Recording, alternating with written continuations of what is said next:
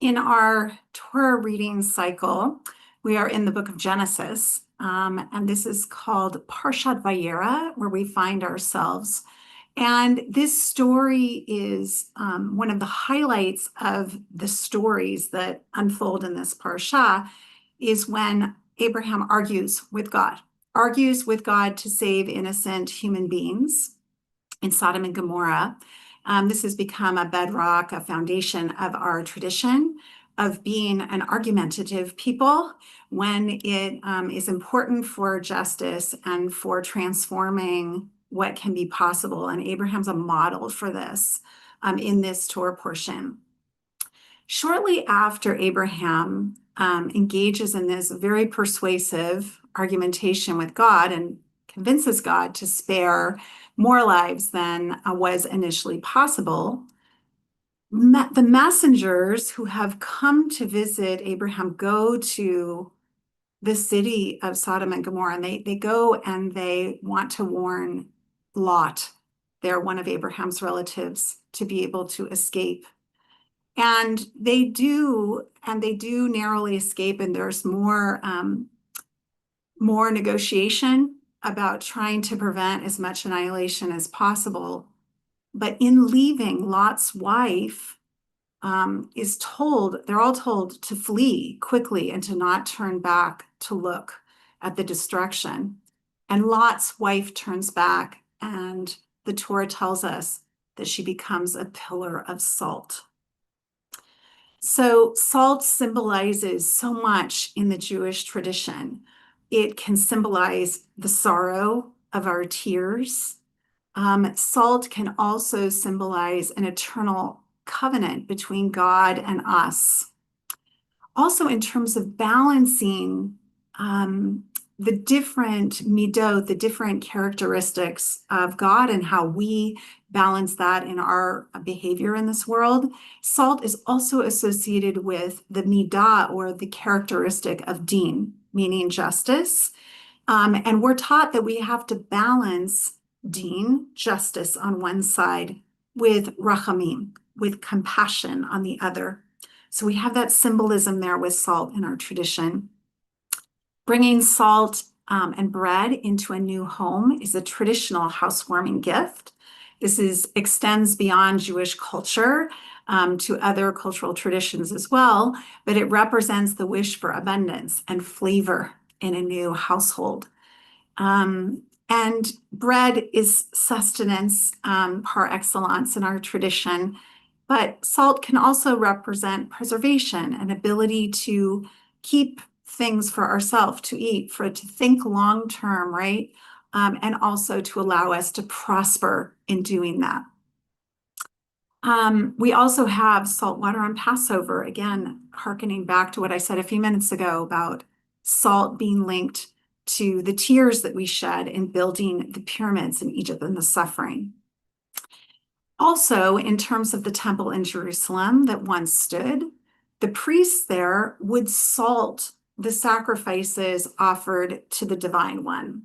So on the altar, there are many elaborate rituals, hand washing, salting, etc. So there's a very beautiful tradition that establishes the salt from the temple in Jerusalem, kind of links that to our Shabbat table.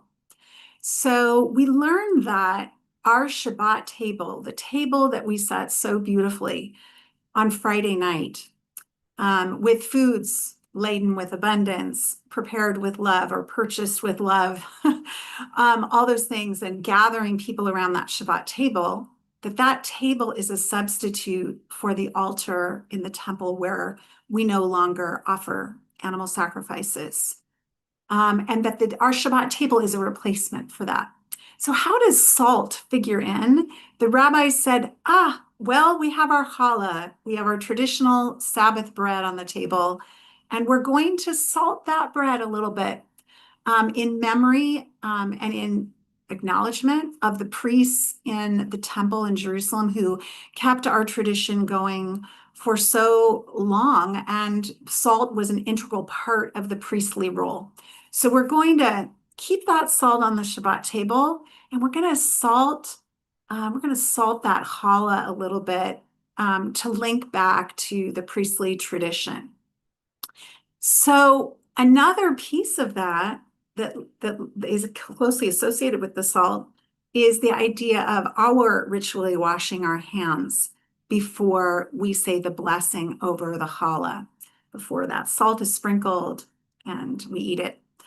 And this was also something, of course, that the priests did. So when I think about this link between salt and hands, right? Like all these symbols, all these clues that we have that are really ultimately meant to heighten our own awareness. And hands have been on my mind a lot lately. I just launched a new website, and the motif, kind of the photo motif in the website and the messaging is all about lending a hand. And I've included many photos of my hands and other people's hands.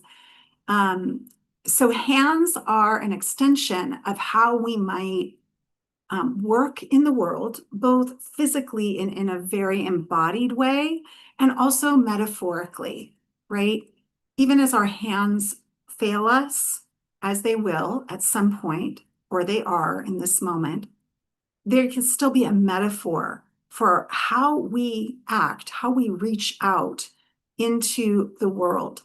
In the book of Psalms, in the Jewish Bible, we have many, many examples of this where we talk about our hands. Poteach et yadecha, Psalm 145 says, like, open our hands. You open your metaphorical hand, O divine energy in the universe, right? We should also do that too, right?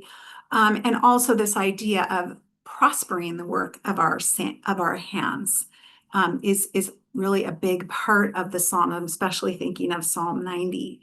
So for a kavanah for our sit, I wanted to share a beautiful piece written by Rabbi Sheila Peltz Weinberg, an amazing teacher and leader who's a part of the Warp and Woof of the Institute of Jewish Spirituality.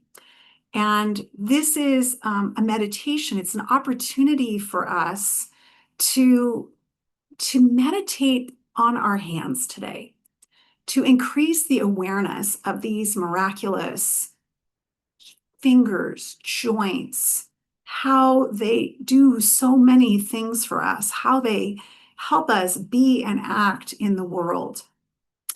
And I'll also share in the chat today that this comes from a beautiful book.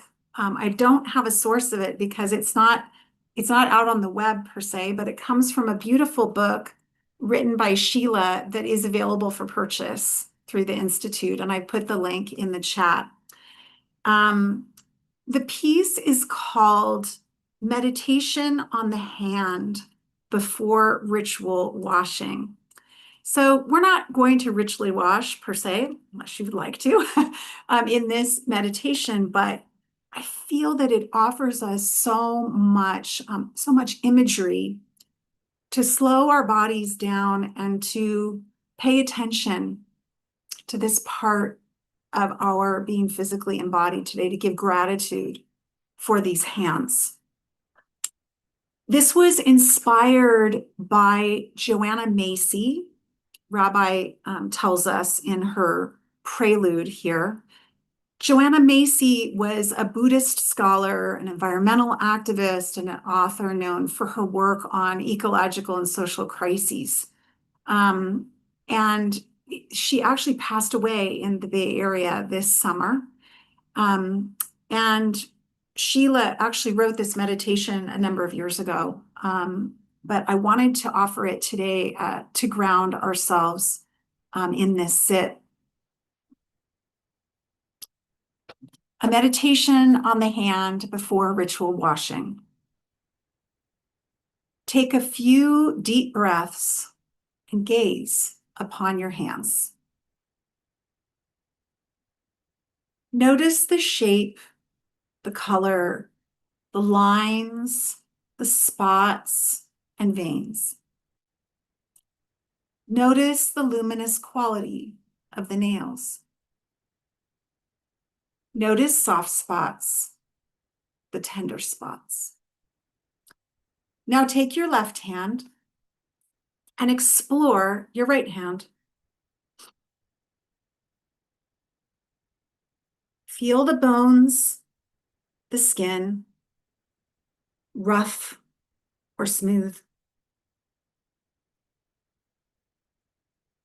Feel the ridges, the hollow spaces. Feel the warmth of this hand. Notice any variations in texture, temperature. Move the fingers. Stretch and open this hand. Make a fist.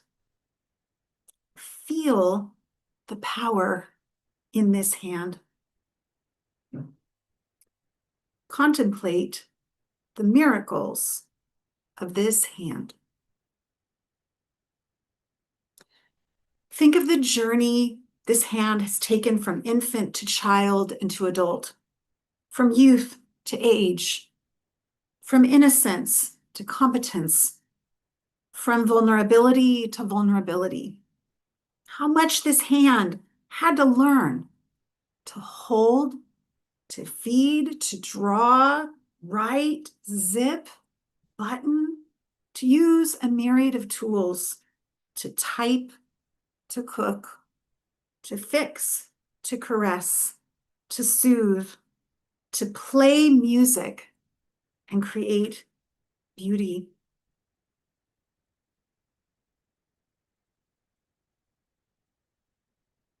May these hands receive God's blessing and bounty. May these hands be generous and kind to both friend and stranger. May these hands open in generosity to those in need. May these hands receive the support of friends and strangers. May these hands trust and inspire. May they create delight. May they merit to perform deeds of goodness, compassion, healing, and love. Uma'aseyadenu konene alenu, uma'aseyadenu konenehu. May the work of our hands be connected with the divine. The words of Psalm 90 tell us. May we pay them some love and attention as we sit together for the next 12 minutes or so.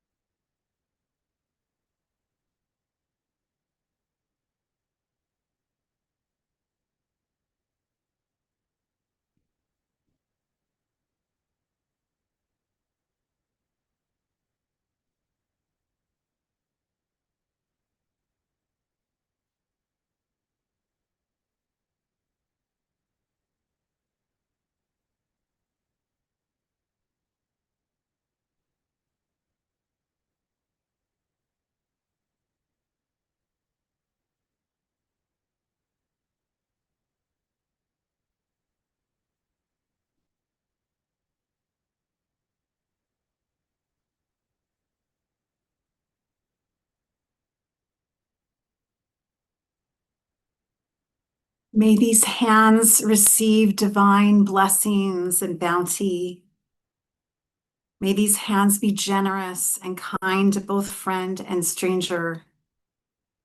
May these hands open in generosity to those in need. May these hands receive the support of friends and strangers. May these hands trust and inspire, create and delight, and perform deeds of goodness, compassion, healing, and love.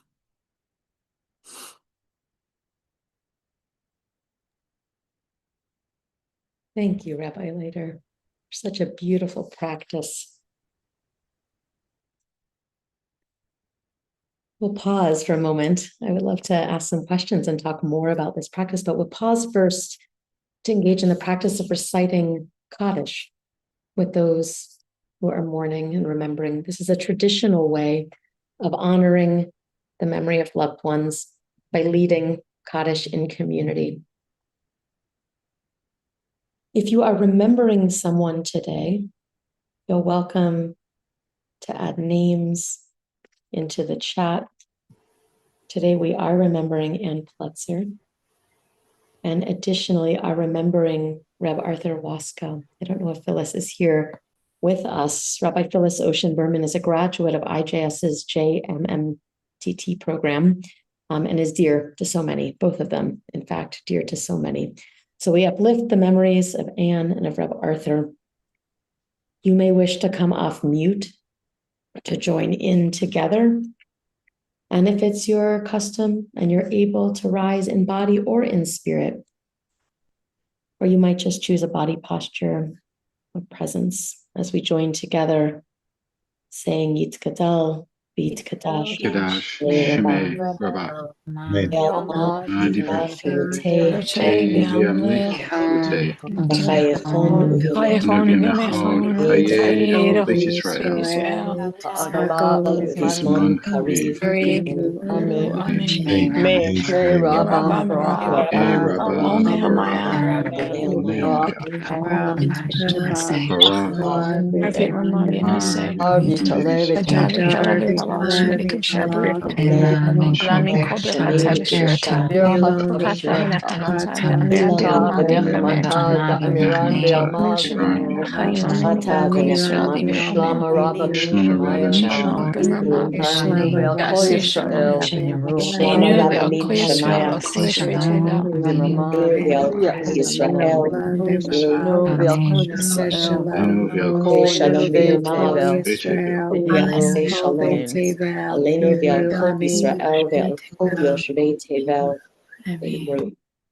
Amen.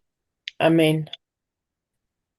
May the one who makes peace in the heavens bring peace and comfort to all who are mourning and remembering, and may each of their memories be for a blessing. Amen. I recognize that we are at the top of the hour, and if you need to hop off, we bid you farewell and hope that you'll join us again soon.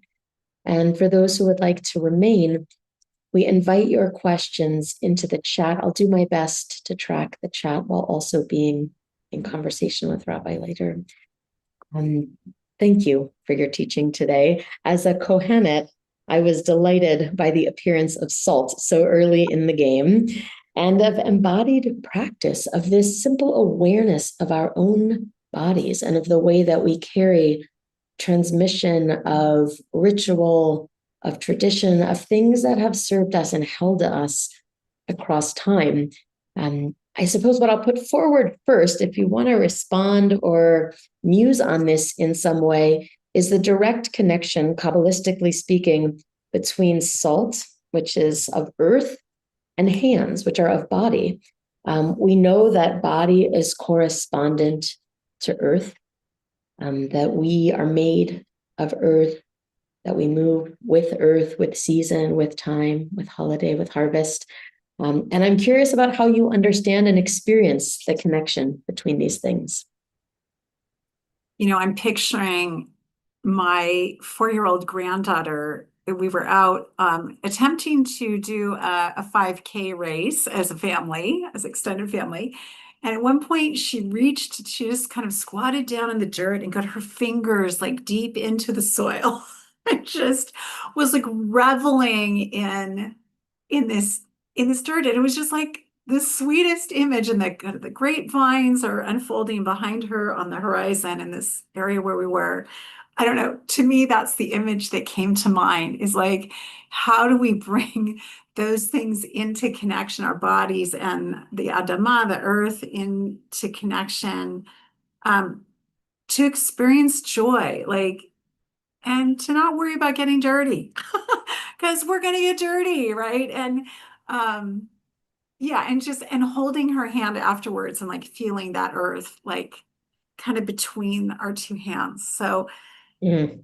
that's a very embodied response. I I love what you shared in part because when we're young, we haven't been told yet so much that we're separate from Earth, right? And the instinct to reach and to lovingly hold Earth in the way that we would hold another person, to know that connection and to feel ourselves as part of one another is really beautiful.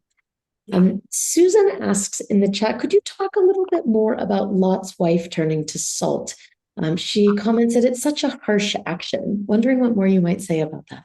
Yes, it is a harsh action. And I've often reflected that she really got, in terms of the pshat, the simple meaning of the Torah text, she really got short shrift. So thank God for Midrash, thank God for more creative explanations that can kind of delve into her own personal journey, what she was struggling with as a person, as a woman, with grief and sorrow, and why is looking back so forbidden in this particular story. You know, sometimes as a kind of an act of clarification for myself, I I sometimes put a name, or I like to think of it almost like a bumper sticker on my teachings. I didn't share a source sheet today, but I still went through that process myself. And I came from this place of like salt and sorrow, like Lot's wife's sorrow. And in the beautiful bio that you read of Arthur's wife today, Kashira, you know, we read and Hannah wept, right? Words from our tradition that were the title of this conference on infertility that Arthur shared with us. So there's a connection between salt and sorrow and the tears that I already mentioned. And then there's this idea of flavor and flourishing, right? That salt allows us to move towards. So I don't know, it was kind of in my own preparation, I was kind of playing with that. Like, what does it mean to move from a sorrowful story like Lot's wife into something more hopeful and life-giving? That doesn't take away her suffering or the problem with the simple meaning of the text, but I'm glad we have other representations of it in the tradition that bring a different aspect. Yes. Yes. As you're describing this, I'm realizing the salt of tears, right, are a sorrowful release where the salt is becoming external. The phrase a pillar of salt, we also use the phrase a pillar of strength. That maybe she was externalizing the sorrow. And in fact, when we release the salt, when we allow ourselves to weep, there's a healing component of externalizing the salt. However, nothing, including earth, stays the same forever. So she might have been a pillar of salt in that moment, but who knows what she might have transformed into after that. Torah teaches us, though, to take note of that moment of externalization. To notice just what's there. There's a comment in the chat that I want to uplift from Nancy, who writes, may those who do not have the physical manifestation of one or both hands through birth, accident, or illness experience the metaphorical dimension of hands. And I want to uplift that. You may want to comment more, but I want to just acknowledge that even in the moment where you invited us at the beginning of the poem to look at our hands, every single time I look at my hands, I see my grandmother's hands. Someone told me when I was little that I have my grandma's hands. And of course, I came to know my grandma when she was already a grandma, and she already had a bit of arthritis. She already had a bit of curl to her fingers, some joints that were swollen. And so it made me think immediately, similarly to what you wrote, Nancy, that whatever capability I have, even with a little bit of pain in my pinky joint, which I noticed during the awareness moment with our hands, that everything changes, that not everyone has access to one or both hands, and that the metaphorical dimension, as you write, of hands is equally valid and equally important to be aware of. Yes, and apparently, and I couldn't choose, there are a number of poems about grandmother's hands. And I looked at some and I couldn't choose. They were all so interesting and beautiful. But what I will say about that is I'm in the process of, as I've mentioned at different times, my mother, who's 92 years old, is on hospice. And I see her 3 to 4 times a week. And I have been thinking a lot about her hands. She is beginning to lose fine motor motion in her hands. And I look at her hands and I think of my grandmother. And I think about all the ways her hands metaphorically can still reach out into the world. Some of them are through my hands, helping, doing things with her, for her, at her request, or my asking, could I help you with that, right? Writing notes to people she loves, she can dictate those to me, right? So yes, I think it's very, just as we say, pokeach ivrim, right? That gives sight, God gives sight to the blind. We don't mean that in a literal sense, right? But this is a metaphor, right? Our eyes are a metaphor for understanding. Our hands are a metaphor for action, because they will fail us at some point. They may be right now for some people who are on the set. Metaphor, yeah, it's important. Yeah. And thank you for bringing in Poker Ifrim. It's just a reminder that we have so many senses and so many ways of feeling and experiencing the world. We don't all have access to all of them. Things will come and go over time. And I'm also keenly aware that when I have a sense that I can't access, often other senses sharpen. And there's an invitation to practice there, just to notice what happens in the moments when our ability to hear or our ability to smell is stronger. You might be able to tell from my voice, I'm getting over a cold. Things haven't tasted quite the same over this last week. And I've noticed just how much I miss my sense of smell and of taste when they're not sharp.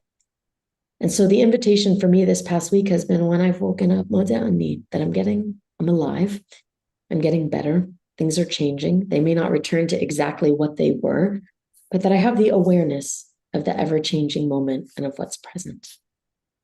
I also want to just bring in, I'm not tracking the chat so closely while we're in conversation, but I noticed a couple of folks here who are asking for prayers, for surgeries or for procedures. And if you are among those people who is seeking healing prayers, just know that we're with you.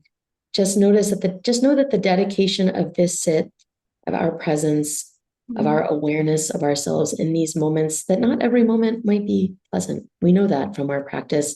If you're a person who's holding anticipation or anxiety or is in pain or uncertainty, that there's room for all of that here, and that we welcome you.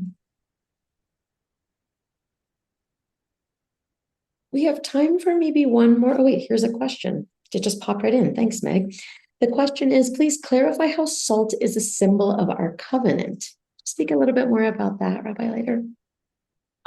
Sure. So it's interesting. I was with someone recently who's doing the spiritual practice of Daf Yomi, of studying a page of Talmud every day for 7 years. And when I was talking about this, she said, oh, in the tractate they're studying right now, I believe it's Zevachim, which is a type of sacrifice, it's plural form. This is this is noted. So I would refer you to that tractate if you want to learn more. But what I will say about it is the preserving quality of salt, I think, is the metaphor there, right? Like, so just as salt added to something helps to make it last longer, that is the link to eternity, right? Is that that is kind of it adds a clue to that. The other piece I'll say, which isn't quite related, but I'll just share that it never fails to surprise me that people ask about this all the time. So when I'm at a Shabbat table, or I led a Shabbaton a week and a half ago, people say, what's the deal with the salt thing? And they're so curious about that. And I think it helps people think about the eternal nature or the long-lasting nature of our tradition. I mean, think about the miracle of that we're doing something that priests did thousands of years ago, and we're doing it in our way with a new twist, but still connecting in memory. And that can be eternal. Still connecting in memory, and also still connecting in the embodied experience, because it's amazing to me how much the world has changed since the time of the temple when priests were using salt with offerings. Salt tastes the same. We are having the same embodied experience of tasting the salt when we put that challah in on a Friday night. The whole difference and sameness together. There's something of aliveness and humanity there. This idea of preserving of memory seems apt, particularly as we're uplifting memories today. It's been really beautiful to be in this conversation, Rabbi Leider. Thank you for making the time. Thank you for bringing your wisdom and guiding us in practice. Thank you to Rachel, as always, for supporting us behind the scenes with the tech. And thank you to all of you for being part of this community, for bringing yourself to practice, engaging in this discipline. Hope to be together again really soon. Shavua Tov, go well into this week. Thank you.